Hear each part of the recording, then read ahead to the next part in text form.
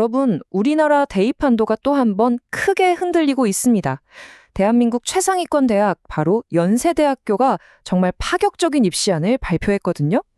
2026년부터 적용될 이 새로운 규칙 때문에 어떤 학생들은 유리해지고 또 어떤 학생들은 이건 명백한 불공정이라며 목소리를 높이고 있습니다.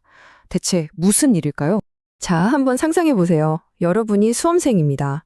정말 어려운 과학 과목, 예를 들어 물리투 같은 걸 밤새워 공부해서 겨우 상위권 점수를 받았어요.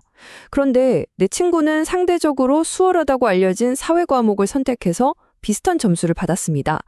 이 두 점수를 똑같이 취급하는 게 과연 공정하다고 할 수 있을까요? 연세대의 새로운 제도가 바로 이 묵직한 질문을 우리 사회에 던지고 있습니다. 네, 바로 이 지점에서 오늘의 이야기가 시작됩니다. 바로 공정성에 대한 질문이죠. 자, 연세대가 내놓은 답은 이겁니다. 2026학년도부터는요, 과학탐구던 사회탐구던 과목의 종류나 난이도에 상관없이 점수를 하나의 표, 단일 통합점수표로 계산하겠다는 겁니다. 이런 시도는요, 우리나라 최상위권 대학 중에서는 연세대가 처음이라 정말 파격적이라고 할 수 있습니다. 그럼 대체 이 새로운 점수 방식, 이 통합점수표라는 게 어떻게 생겼는지 한번 직접 보시죠. 바로 이겁니다. 논란의 중심에 있는 바로 그 표예요. 학생이 수능에서 받은 100분위 1을 연세대가 자체적으로 만든 변환 표준 점수로 바꿔주는 건데요. 100분위 100점이면 70.12점, 99점이면 69.13점 이런 식이죠. 여기서 진짜 중요한 건 뭐냐면 여러분이 물리투를 공부해서 이 100분위를 받았든 생활과 윤리를 공부해서 받았든 전혀 상관이 없다는 거예요. 그냥 숫자만 보는 거죠.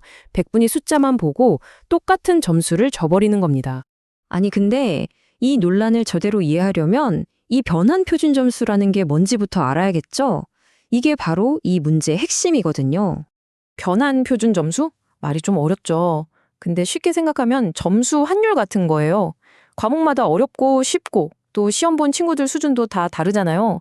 이걸 그냥 단순 비교하면 불공평하니까 대학이 자체적인 기준으로 점수를 싹 다 다시 계산해서 공평한 저울 위에 올려놓는 거죠. 원래 이 변환 표준 점수라는 건요, 사실 불공정을 막으려고 만든 장치였어요. 생각해보세요. 엄청 어려운 과목에서 99%를 받은 거랑 비교적 쉬운 과목에서 99%를 받은 게 똑같은 가치일 수는 없잖아요. 그걸 인정한 거죠. 그래서 지금까지는 과학탐구용, 사회탐구용 점수표를 아예 따로 만들어서 썼어요. 어려운 길을 택한 학생들이 바보가 되지 않게, 손해보지 않게 보호해줬던 겁니다. 그런데 말이죠. 연세대가 이 두 개의 저울을 그냥 하나로 합쳐버린 겁니다. 그럼 여기서부터 어떤 문제가 터져 나올까요? 이제 본격적인 논란 속으로 들어가 보겠습니다. 이 모든 논란의 한가운데 사탐런이라는 신조어가 떡하니 버티고 있습니다. 말 그대로 사회탐구를 런한다, 도망친다는 뜻인데요. 이게 얼마나 심각하냐면 이과 공부를 하던 학생들까지 과탐은 너무 힘들어. 차라리 사탐 봐서 점수 쉽게 따자 하고 사회탐구로 몰려가는 현상을 말하는 겁니다. 바로 이 기현상이 문제의 불씨가 된 거죠. 이 표를 보시면 상황이 바로 이해가 되실 겁니다. 자, 왼쪽이 과학탐구, 과탐이에요. 공부할 양은 거의 산더미죠. 그리고 최상위권, 정말 괴물 같은 친구들이 여기서 피 터지게 싸웁니다. 반면에 오른쪽 사회탐구, 사탐은요, 상대적으로 공부 부담도 적고 아까 말씀드린 사탐런 때문에 최상위권 경쟁이 좀 묽어진 상태예요. 그러니까 결론은 아주 명확하죠. 과탐에서 상위 1% 안에 드는 건 정말 하늘의 별 따기인데 사탐에서는 상대적으로 훨씬 쉽다는 겁니다.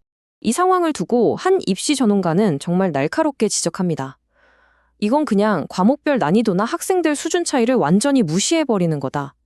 결국 학생들의 노력을 존중하는 게 아니라 그냥 대학이 계산하기 편하게 하려는 행정 편의주의 아니냐고 말이죠. 결국 가장 힘든 길을 묵묵히 걸어온 과학탐구 학생들이 고스란히 피해를 볼 수밖에 없는 구조라는 겁니다. 물론 연세대도 이런 비판을 예상 못한 건 아니겠죠. 그래서 나름의 보완책이라는 걸 내놓긴 했습니다.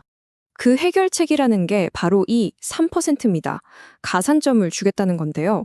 예를 들어서 자연계열 학과에 지원하는 학생이 과학탐구 시험을 봤다? 그럼 최종 점수에 3%를 더 얹어주는 식이죠.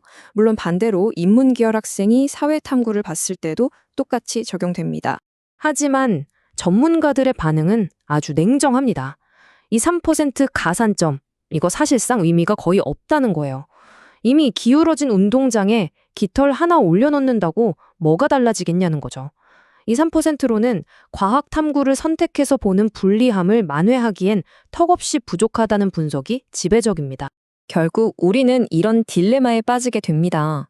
모두를 똑같이 대하겠다는 통합이 오히려 새로운 불평등을 만들어내는 역설적인 상황인 거죠.